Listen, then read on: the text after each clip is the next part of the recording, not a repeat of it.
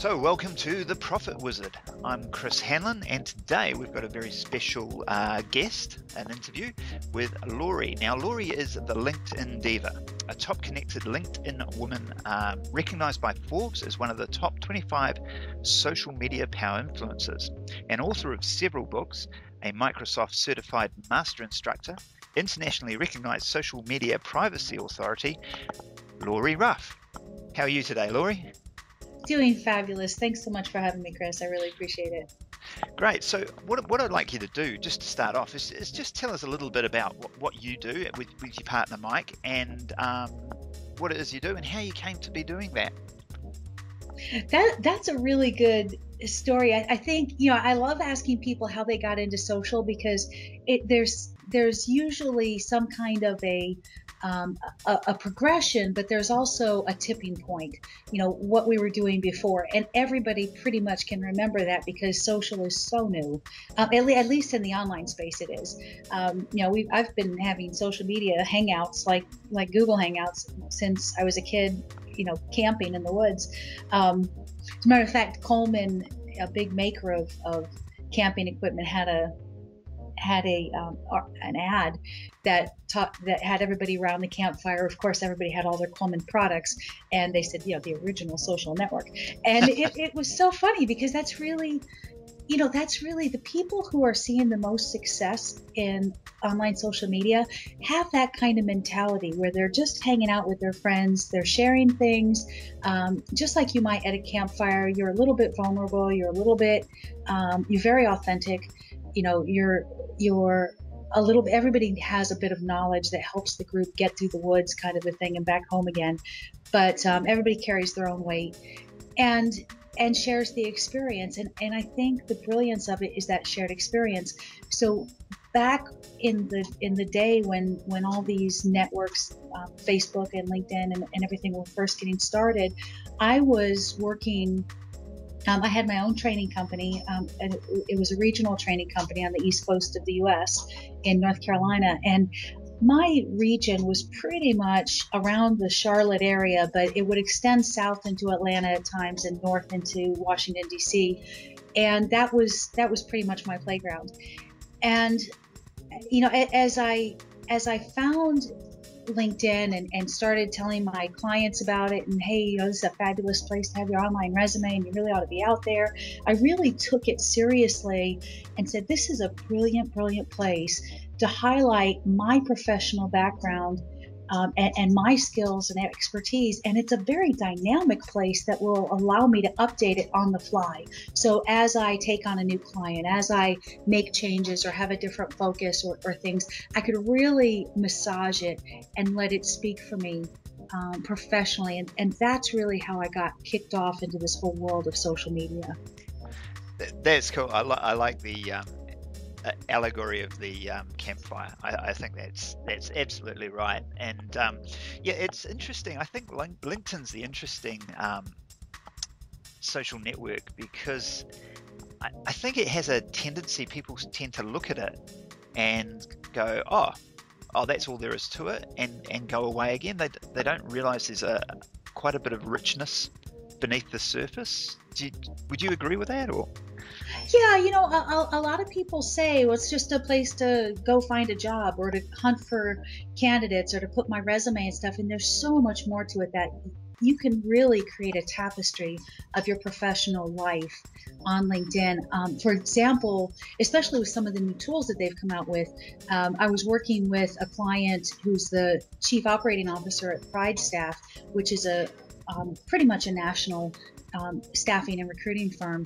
And as we were working on her profile, it's not just the summary, not just her work experience, but now you can add projects and you can pull other people into the projects and identify who your coworkers were or vendors were that worked on that project with you.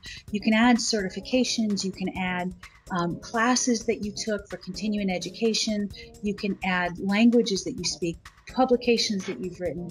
There's so much depth of what you can do with your profile. And now some people look at my profile, and I've been working on it since July of 2005, right? And so it's very, very well built out. And I've been a lover of what I could do with my profile for that long. And so, some people look at that and say, oh gosh, I could never get that much done on my profile. But the thing is to start with where you are and with what you have. And then every so often, periodically, I like to say at least quarterly or monthly or some certain period of time, go back and look at it again. What else can I add that will enrich my experience and enrich the picture of who I am to the world at large? That's good advice, and yeah, really, I should go back and look at mine again. I'm going to be looking at it this afternoon. No, that's good. Now, what you said before is a lot of people think of it as a place to put their resumes online. A lot of my listeners will be people with small businesses that may be looking for contacts or contracts, if you like. So what sort of benefits, or how do you see that? How would that be different for a small business owner as opposed to an employee, how they might approach LinkedIn? That's a great question. I think for anybody who's in the LinkedIn space, no matter who they're looking for or the reason they're out there, writing your profile as if you're talking to the person you're out there seeking will really bring you a lot of benefit. If you're a job seeker and you're looking for a particular position, writing your profile to the hiring manager that's looking for somebody just like you. If you're a recruiter, writing your profile to the kind of candidate that you often seek. If you're a salesman, writing your profile to the perfect client and telling them about the perfect benefit and the value that you can bring to them, that you want to help them buy the right solution, not that you want to try to sell to them. So no matter who it is that's out there on LinkedIn and who it is you're looking for, you've always got the opportunity to have that conversation. And case in point, I write my profile for our ideal client. And it is very attractive, not just to my ideal client, but to people like my ideal client or with other similarities. A lot of people will reach out to me and say, can you help me too? Or can you answer this question for me? And so I get a lot of engagement outside of that ideal person. But when that ideal person lands on my profile, they know it, they get excited, they pick up the phone and call me. I had one lady, I was traveling out of the country and I'd forgotten to turn the international service on my cell phone on, so it wasn't working. And she called my partner in DC at the time and said, I just got done talking to Lori. I was so excited. I stood up, took off my jacket, put it back down, put it back on again. And he's like, how did you talk to Lori? She's in Canada, and unreachable at the moment. Well, I read her profile, but she felt like we had this conversation. And that's where the real magic starts to happen. When you write your profile in a conversational tone and you really speak to that person, when they land on your profile, they know it. That's excellent advice. And now I really need to look at my profile again.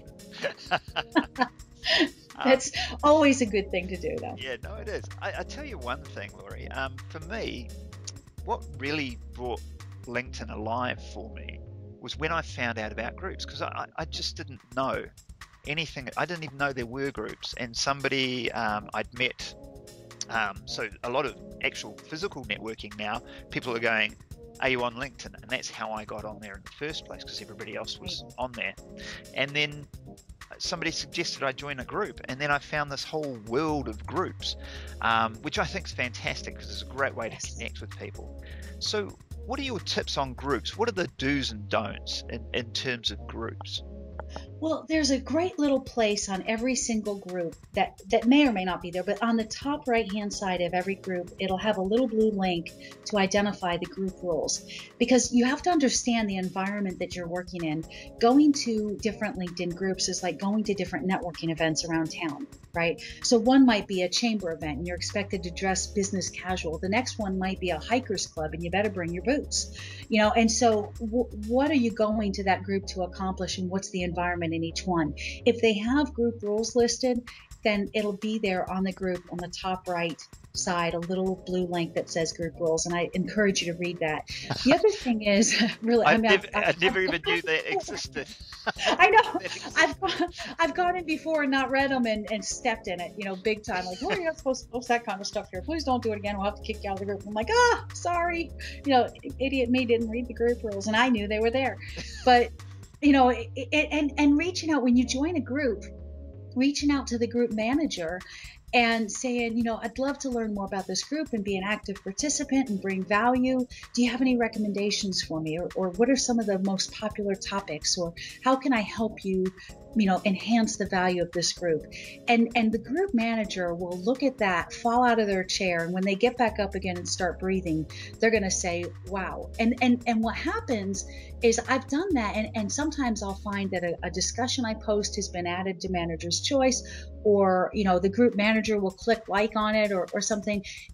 And I guess just really being aware of what the culture of that group is, the microculture of that group. So look at the other discussions and what are people talking about. And if you see spam on the wall that really is spam, go ahead and flag it as a promotional item or as inappropriate, so that the group manager is aware that this is some things in the group that the members don't appreciate. One of our groups is linked to Denver, and there's over 20,000 members. And sometimes those conversations will happen really quickly, but every time I go into the group, there's somebody that's flagged something, or people that request to join, or people that are outside the group that want to leave comments and stuff. So there's a lot of management that goes on. And if you can be a good citizen of the group and help with that management without being snotty about it, if that's the right word to use, then that really helps you add value to the space that you're playing in. And what I usually tell people is when you first get to a group, lurk a little bit and find out what are people really talking about here. Then jump in and like a conversation or comment on conversations, see what the tendency is. And then when you let people know that you're listening, then go ahead and post your own discussion. And you'll find that people will engage with you on the discussions that you post. And if they're not, you're probably not putting the right kind of discussion or the right kind of headline to attract people's attention. Yeah. No, that sounds really good. And for me personally, I think it was when I started connecting in groups and sort of being a little active in them, that's where I started getting those connections on LinkedIn. So with colleagues and people in the same interests as I was following. So that's really cool. So just change tack a little bit. Now you mentioned tools and things before. I think I would have called them apps. I don't know if it's the same thing, but I felt pretty cool about some of the apps that you can have on your profile page. So I think I've got TypePad that pulls stuff off my blog. It's not a TypePad blog, but it still works for it. And I've got a slide share on there, and I've got the Amazon app that says what you're reading, which is all the businessy books that I'm reading at the moment. So what's your thought on apps and that sort of thing? And I love the apps, the way that they help you enrich your environment. Like if you talk about on your profile in your interests that you're into, business intelligence and marketing and things, and then you have on your Amazon.com reading list those kinds of books, it's kind of a icing on the cake. A certification or a stamp that I'm putting my money where my mouth is. I really am interested in these things. So if there's consistency through your profile from the top to the bottom, and then your apps reflect what you've said. Like for me, I travel a lot. So if I add the TripIt app and I have posting where I'm traveling and what I'm doing, and people can kind of see, oh, she does speak, she does travel, she does do this. And I say on my interest that I'm a lover of classic cars, particularly Mustangs and Ford Sport Tracks. And I'm a member of the Mustang Enthusiast Club. Well, you can only have 50 groups. So when you spend one of them on a personal interest, it really does kind of solidify for people that you're telling the truth. You're not just there to harvest what you will and then you're going to leave it. But those are things that you're really interested in. And the blog applications, either WordPress or the TypePad, allow you to bring your daily voice, the things that you're talking about currently, into your LinkedIn profile so that people can look at that and say, oh, she says that she does these things and she blogs on these things and she's a member of these groups and she's reading these books, and it all kind of fits together so they can look at the whole person. You know, if you go to the beach dressed in hiking gear, people wonder what you're doing. Or if you go to the mountains and dress in a bikini, they're going to look at you like you're an idiot, or you're staying at a hotel somewhere. Why are you out in the public in a bikini? You know, we've all seen those people, right? Yeah, you get a And few I of looked them at them and I'm like, what are you doing? You know, and so what it does is it lets you clothe yourself and prepare yourself and present yourself in a light that you want to be presented in showing people what's important to you. And that's really where connections are formed and bonds are made, where people read your profile or they look at things you've read and they're like, oh my God, I read that book too. You know, and they might send you a message and say, what'd you think of that? You know, I just read the book. I wrote a chapter in it. So Social Boom by Jeffrey Gitomer. You know, I read that book and then I put it on my Amazon.com reading list and I put a comment in there and like 3 people said, what did you think of that book? I'm thinking about buying it, or, you know, whatever. And it starts conversations. So when you start conversations with people, and this is going back to groups, a great value of the group, when you start talking to people, they remember your name, they remember your picture, they remember what you talked about and what experiences you shared. And that's where those relationships are really built. Excellent stuff. And I think from what I'm getting from you there is consistency's like a really big key. Paramount. Yeah, paramount. Yeah, if you know, think about the trust in the online space. I don't trust people in person. Online, I'm not going to click on anything if I don't know where it's going to take me. And then I see somebody's profile. You know, maybe I see you and you say you love the color blue, but there's nothing blue around you. Or, you know, you talk about yourself in a certain way and there's things in your profile that speak differently to that, then the level of trust goes down even incrementally. You know, there are things that you might put on your profile that you don't put on your profile, or things that you speak about that you don't back up, or you talk about, you know, how you love something in one area of your profile, and then on a blog post you talk about how much you hate doing that thing. You know, that makes people wonder. And when you give them a reason to question your authenticity, it lowers the trust that they can have with you, and they're not likely to reach out and connect because they can't trust you.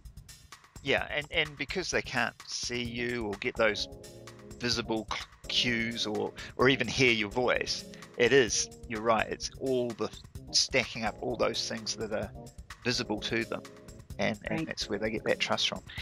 Excellent stuff. Now, one thing I don't have a clue about, and I know you do, so I'm going to ask you, pick your brains on this one, is so the paid access, like you're a premium member. So I've only ever got the basic access, and I don't know what the benefit is of being a premium member or whatever. Could you talk a little bit about that? Yeah, you know, there are different levels of premium membership now, one for job seekers, one for regular business, one for sales, one for recruiters. And then even within that, there are different levels. Pretty much it's how much do you get. So for example, for a free member, you can tag members of your profile. What I learned a few days ago was that you can only tag 500, it's either 500 or 5,000, but a limited number of people. And for a paid member, there's also a profile organizer. So it's kind of an enhanced tagging system. So you can create folders and take more copious notes and include more things in that. Now, the number of folders you get is the difference in paying $24 a month versus $50 a month versus something else. My absolute favorite thing for paid subscribers is what's called the Open Link Network. So if you look at my profile, you'll see there's a little circle of blue dots beside the Premium In badge. Yeah. What that does is that is a toll-free number for me. So anybody who can find my profile on LinkedIn can send me an email for free. If they're a free subscriber, they send me a message. If they're a premium subscriber, they can send me an email and it doesn't deduct one of theirs. The basic level, I can send 3 emails a month. upper levels, it goes from 3 to 5 to 10 or 20 or 50 or something like that, some insane number of in-mails.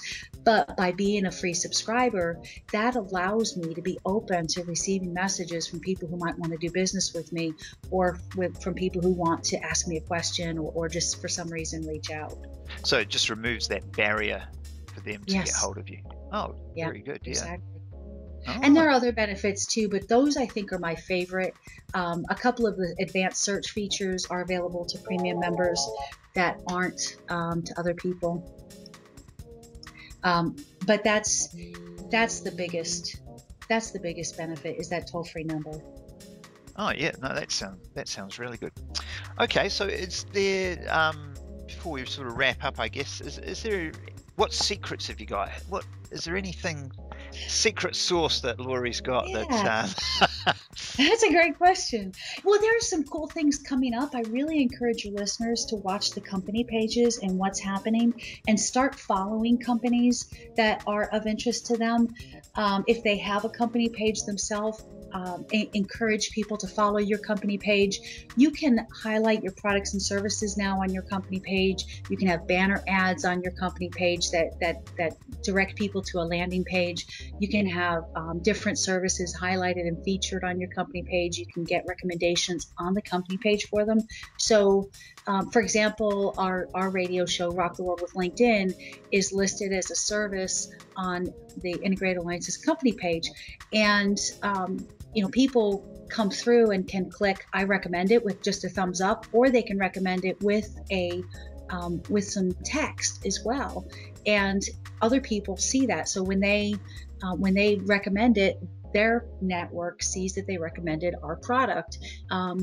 If people are following our company, and now our company can post status updates as an entity, it goes out into the network updates of the people that are following our companies. And then now there are even more enhancements coming in the next few months and in the next year from LinkedIn for company pages to make them even more dynamic. Well, that's excellent. I didn't even know anything about company pages at all, to be honest. Well, I'm learning a lot. I'm getting a lot of notes here, actually. There you go. So you mentioned your site. So what resources would you have available for listeners? We have a lot of people reach out because we are LinkedIn experts, B2B experts in particular, but LinkedIn experts. We develop training and things. Our primary target is companies that have sales teams or recruiting teams that need training. And so as we've developed tools and resources for them, we also make that available for free for individuals. So rocklinkedin.com is a training portal that we've created that has all of our ebooks, our music video, because we're the LinkedIn rock stars, so we have to have a music video. It's got some webinars that we've done. Sometimes a client will pay us to do a public webinar, and then we'll post that on our site. We've got 5 to 10 minute video based lessons, and I'm not talking about video where it's just pictures or screen share, that kind of stuff, but actual video of Mike and I instructing on different lessons about LinkedIn. For example, how to appropriately put keywords in your profile, how to use the search function, how to send an introduction, those kinds of things. And there are screenshots where it's available and appropriate, but for the most part, you're really watching two people engage and have a conversation about the power of each one of those tools and how to use it. Yeah, I had a look at that, and I like that. Good. You do that. So yeah, and there's a lot of stuff there. I haven't gone through all of it. I couldn't get through all of it. I didn't have time. I had a lady call up and she said, "There's more stuff on this site for free than you find where people are charging $97." And I'm like, they got to make a living, but this is stuff that because we have a different audience that's paying the bills, that we're able to provide for free. As I said, a lot of individuals reach out to us, and we want to help everybody, but how do we carve up our time? This allows us to really help people and give them guidance that's very specific and still keep us free to pay the bills. Good philosophy, and I'm almost embarrassed about the little blog post that kicked this whole thing off that I put on how to use LinkedIn or how to get started with it. And you know what though, Chris, don't be embarrassed about that, because here's the cool thing. social media is leveling the playing field. So even somebody who's been involved in it as long as I am, I just got on Pinterest this year. Somebody invited me last summer and I put it off and put it off. I finally did it. We all start from the same place. We all start with no readers, no listeners, no connections, no nothing. I mean, I remember getting on one social platform and somebody refused to connect with me because I had no connections. I'd only been on for a month or so, hadn't been verified yet. It was a platform that required verification, and I just almost fell out of my chair laughing because I'm like, I've got 30,000 first level connections on LinkedIn, 5,000 Facebook friends, and you're telling me I don't know anybody? I mean, I was flabbergasted. But really, that's the thing. We all start in the same place and learn to build. And when you find your voice, which you're doing a really good job of doing, by the way, people hear your voice, it resonates with them, and that's how you build your following. Cool. Thank you for that. Yeah. So, well, it's been a pleasure talking to you. I'm really glad you've been so generous with your time for this. So I appreciate that. You coming down to New Zealand at any time, do you think? I'm hoping to. We were supposed to go to New Zealand and Australia last year, and we had some issues happen, so the trip got postponed. So I'm hoping later in 2012 or early 2013 that we'll be able to come down. I've got these cities on my bucket list, and really, Chris, this is what helped me expand with LinkedIn. I was working in that little region in North Carolina. I loved it. It was great. I could travel. I could drive everywhere I wanted to go, but I wanted to see the rest of the world. And when I found LinkedIn and I connected with somebody in Halifax, Nova Scotia, I realized that was on my bucket list. And I thought, God, I could go anywhere in the world. All I got to do is find somebody to hire me and bring me. And so I started doing that. And now I'm, next month, let's see, next week we go to Dallas, Texas, then Denver, then Monterrey, Mexico. We go to Chicago. We go to New York. We go to Hawaii in the fall. I'm going to Nigeria to keynote at a conference in August. I mean, the opportunities that you can find to create the life that you're looking for are there on LinkedIn and in social media if you open your mind to what's possible, and at the same time don't lose sight of who you are. Right. That's definitely inspiring. Thank you. Inspiring.